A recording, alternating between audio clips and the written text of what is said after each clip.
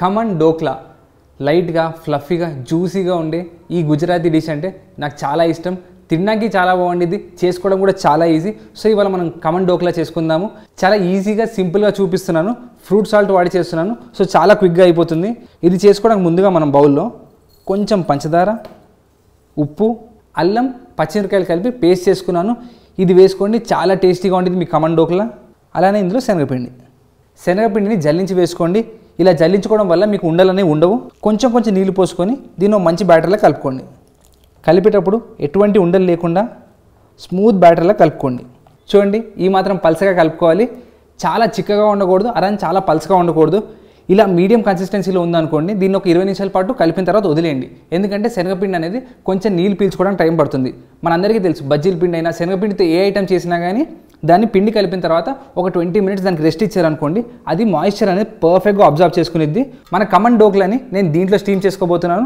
So దీన్ని కొంచెం grace చేసుకుందాము.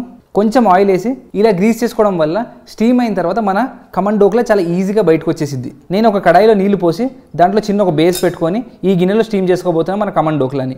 మన ఖమన్ ఒక 20 నిమిషాల పాటు చక్కగా నానింది. చూడండి, కొంచెం చిక్కగా అయింది ఇందాకటికంటే ఇప్పుడు. ఇందుకే నానబెట్టుకోవడం అనేది చాలా ఇంపార్టెంట్. ఒక స్పూన్ అంత నూనె పర్ఫెక్ట్గా కలిసిలా ఒక్కసారి కలుపుకోండి. ఇప్పుడు దీంట్లో మన ఫ్రూట్ సాల్ట్ ఈనో అని కూడా దొరుకుతుంది మీకు మార్కెట్లో. ఇది లేకపోతే మీ దగ్గర బేకింగ్ పౌడర్, సిట్రిక్ యాసిడ్ వేసుకున్నా కానీ మీకు సేమ్ రియాక్షన్ వచ్చింది. సో ఇది చూడండి, ఇప్పుడు లైట్గా ఉంది కదా, ఇది వేయగానే పొంగడం స్టార్ట్ అవుతుంది.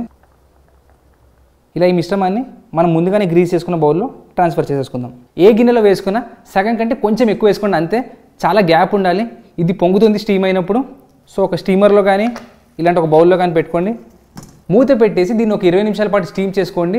20 నిమిషాల తర్వాత ఒక టూత్పిక్ గుచ్చి చూడండి, క్లీన్గా వచ్చిందనుకోండి, మీ ఖమన్ పర్ఫెక్ట్గా కుక్ అయిందని అర్థం. ఇందులో గుర్తుపెట్టుకోవాల్సిన ఒక మేజర్ థింగ్ ఏంటంటే, మీరు వాడుతున్న ఫ్రూట్ సాల్ట్ ఫ్రెష్ది అయి ఉండాలి. మీరు ఎప్పుడో కొనుక్కొచ్చింది పెట్టారనుకోండి, అది పొంగదు. మనకి ఏరియేషన్ అనేది చాలా ఇంపార్టెంట్. సో ఫ్రెష్ది వాడుకోండి, అది ఒకటే సింపుల్ టెక్నిక్. సో దీన్ని ఒక 20 నిమిషాల పాటు స్టీమ్ చేసుకుందాం. ఇప్పుడే స్టవ్ ఆపేసాను. ఒక టూత్పిక్ గుచ్చి చూడండి, ఆ టూత్పిక్ ఇలా క్లియర్గా వచ్చిందనుకోండి, ఇది పర్ఫెక్ట్గా స్టీమ్ అయిందని అర్థం. మన ఖమన్ డోక్లా చూడండి ఎంత పర్ఫెక్ట్గా స్టీమ్ అయిందో. దీన్ని మరో 10 నిమిషాల పాటు బయట పెట్టి చల్లార్చుకుందాము. ఈ లోపల దీనికి కావాల్సిన తాలింపు వేసుకుందాం. ఖమన్ డోక్లా ప్రాణం అంతా తాలింపులో ఉండిద్ది. సో ఆ సింపుల్ తాలింపు చేసుకోవడానికి ప్యాన్లో కొంచెం ఆయిల్. మన ఖమన్ అనేది శనగపిండితో చేసుకుంటాము, అది చాలా డ్రైగా ఉండిద్ది గొంతులో దిగడానికి. సో అందుకని అది జ్యూసీగా దిగడానికి మనం కొంచెం ఆయిల్ వేసుకుంటాం తాలింపులో. కొన్ని ఆవాలు.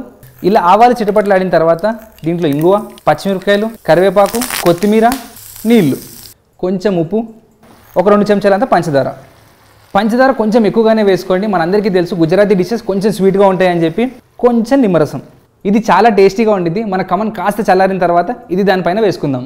మన ఖమన్ డోక్లా కొంచెం చల్లారగానే దాన్ని ముక్కల్లా కట్ చేసుకొని దానిపైన మనం చేసుకున్న తాలింపు నీళ్ళు వేసుకోండి. బ్యూటిఫుల్గా సర్వ్ చేసుకోండి.